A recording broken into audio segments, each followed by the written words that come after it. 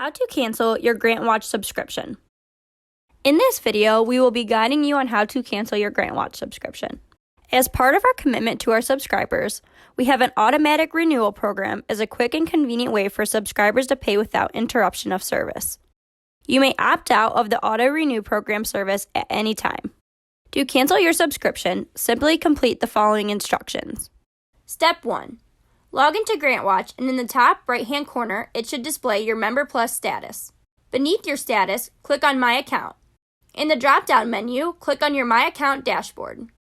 On this page, turn off your auto-renew with the toggle.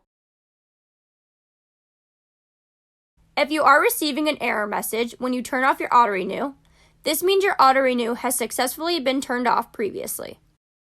Once you have turned off the auto-renew option in your account profile, you will not be charged again, and your subscription will expire at the end of your current subscription period. If you are charged again, it is likely that you created another account and you will need to log in and repeat these steps.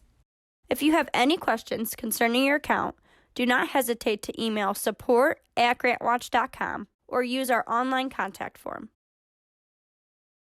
We hope this video has been helpful to you today. Learn more and discover other videos we have in our GrantWatch tutorial series.